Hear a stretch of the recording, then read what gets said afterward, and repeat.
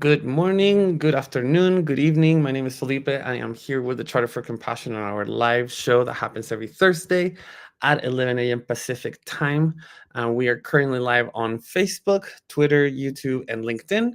And hopefully you can, if you're joining us live from any of these places, you're welcome to, put it on the chat. And we are super excited to host today our special guest, Glenda Eoyang, who is the instructor for the upcoming course that is coming up this Tuesday, Wicked Issues. So let me just bring her in. Hi, Glenda. How are you? I'm fine, thank you. Felipe, how are you? Great, great. Thank you so much for joining us during this time.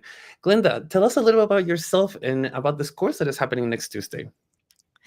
Well, I'm really happy to be joining the compassionate community for this course. So it is about hope because we find that it's so difficult for people who are doing the tough work in complex systems.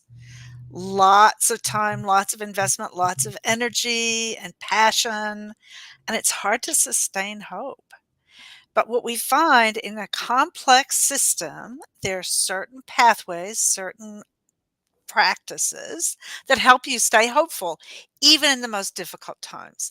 So I started doing this work, digging into complexity in the late 1980s when I was really losing hope. I was running a company and suddenly everything shifted. All of my assumptions were wrong. The world was changing too quickly.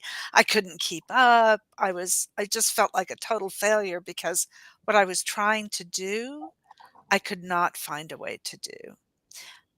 But I began to work with complexity and realized that it was possible if I could just see the patterns around me in a clear way and understand them in a way that was useful, not making me a victim, not making somebody else a perpetrator, but seeing them clearly and then make a decision and take action that then I could move forward working with the complexity and not against it. And so, what we're going to be doing in these 4 sessions is looking at 4 simple rules for how to work with the energy and complexity, not so that it exhausts you, but so it lifts you up. So, you can almost think of yourself as surfing the complex system when you can see the patterns. You can move with its energy almost like a dance. Mm, So that's what we're going to be doing. that's amazing. Okay, and so tell us a little about who do you think this course is tailored to? Like, who would benefit the most from taking this course? So people who have already worked in the field and have used everything they know what to do, but they still feel stuck.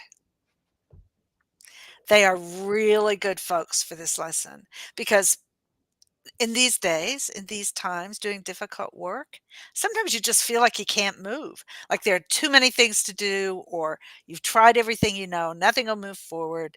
If you're feeling stuck, this is a great place to start. On Mm, the other hand, if people are just beginning to step into this world of compassionate practice, if people are just getting curious about the charter and wanting to develop their own communities in their own locales, then it's a great way to start. You don't have to get stuck. You can just start with the movement. So either really experienced people or people who are just getting started, but anyone who's looking to shape the practice in a compassionate community will find something useful here. That's good. That's good to hear. And so I have posted the link on the comments. So if you are watching us from Facebook or YouTube, that is coming. That's rather on your screen. If you're watching on Twitter or LinkedIn, we will be posting this in the comments after this live show, so that you can have easy access. But all of this information is at the Charter for Compassion's website, charterforcompassion.org. Glenda, so can you expand a little bit more on this, because I feel like the word adaptive specific is a very powerful word that I think a lot of people tend to be afraid of, just like change or things like that. And so, having to adapt means having to create change to go into a new situation. And so why did you choose this wording for this course, especially for compassionate communities? Yeah. Um, so it may sound scary. Change may sound scary, But if you remember, Philippe, the last time you made a new friend, just remember that moment when you first saw someone and you thought, I'd like to get to know them. And you walk up to them and you start to talk with them, or you connect with them online and email, or you do a breakout in a video. So, however it is that you come to touch them in that moment, that's the moment for adaptation. So you are who you are and they are who they are. And in the moment that you give a message or receive a message, you're changed. And when you give a message to them, they're changed. And this process, this dance that human beings go through, is a dance of adaptation. Now, we do it normally, we do it intuitively, we do it in fun and games and love, and we do it all the time intuitively, but we don't always name it. So when it's not easy, when it doesn't come just spontaneously, what do? You need a way to think and talk about it so that you can talk your way into it if it doesn't just happen spontaneously. So, what adaptive action helps you do is to be conscious of the thing you already do, conscious of it so that you can do it more intentionally and planfully. And so the idea about adaptation is just being engaged with the world where you look around and you see what's there, you try to understand it, and then you take action. Even our bodies are set up to do that. We pick up signals, we think about them, and then we take action. And that cycle is an adaptive cycle. It's essentially human. And what we do with human systems dynamics is to help people be conscious of it so they can be choiceful in that process. And when we say adaptive action, we mean something really specific. It's a three-step process. It's about as simple as it gets. The first step is what? What do you see? The second step, see or hear or think or feel or know. Any sort of What's stimulus. going on right now? Yeah. The second question is, so what? So what does it mean? So what sense can I make of it? And the third question is, now what can I do in this moment to make a difference? And then once you do, the world changes and you're, what is it now? So when we say adaptive action, we mean that three-step process. What, so what, now what, so what, now what? Wow. Energy saver, honestly. Sounds like energy efficient. You're just like, you don't need to spend all this time on like going to like, what is it? What can I do? Let's go. Yeah, and then once you take action, well, the world is different anyway, and so you do it again. And it's lovely because you can do it yourself. In fact, as you're deciding what questions to ask me, you're doing it. And as people who are online are listening, they're also doing their own adaptive actions. Or you can do it together. So as a team, you can say, okay, team, what are we seeing? So what does it mean to us? Now, what are we going to do? Or you can do it in a community. So, work that the Human Systems Dynamics Institute does around the world, we help people use this in healthcare, whether it's public health in response to the epidemic, or in an emergency room and how people respond in an emergency room, or bedside support, or people with chronic illness. How do you, if you are chronically ill, how do you feel as well as possible? What, so what, now what? We do it in education. So the idea of teaching and learning, of doing research is around what do you see? So what, now what? We work in government, we work in peacemaking, we work in government, nonprofits, social services. I mean, it's sort of like an umbrella. It can really go anywhere. So that's Yeah. that's Any pretty much place where human beings go. sounds like a lot of places. Well, Glenda, thank you so Yes, much for indeed. taking the time to, share with our people currently now live, and then also with the recording of this course that is happening, well, that is starting this Tuesday, May 21st, and it goes for four Yes. weeks, correct?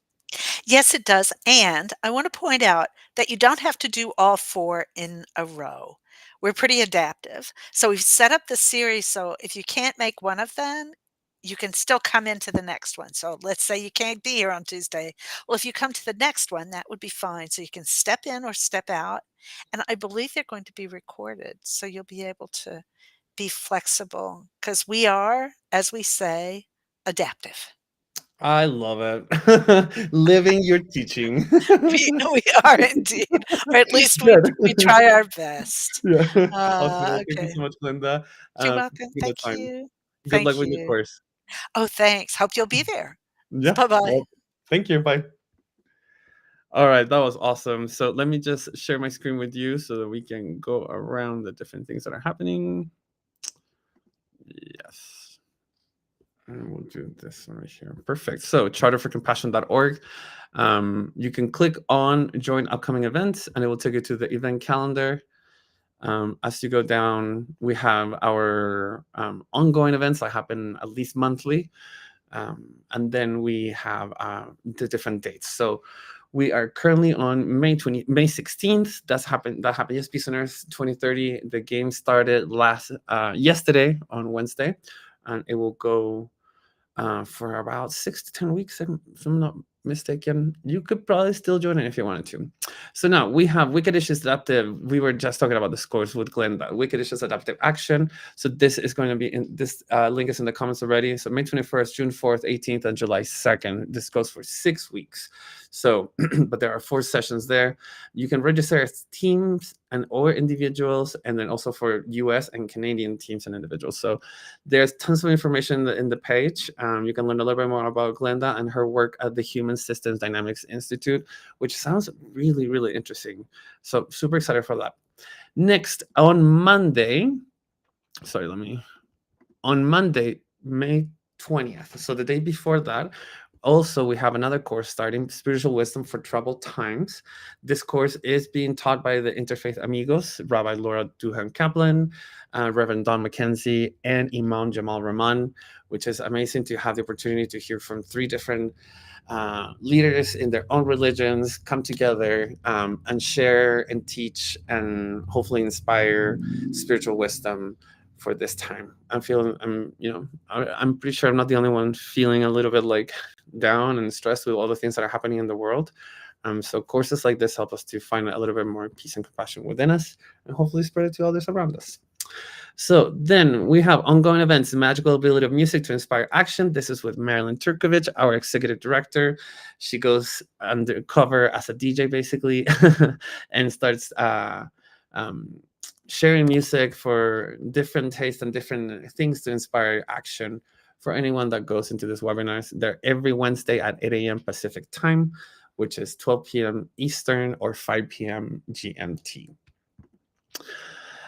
We also have 2 Allies in Action conversations. Allies in Action conversations, as you know, are the opportunities that we give monthly to the world to reach out to us as staff in this meeting. It's a Zoom meeting.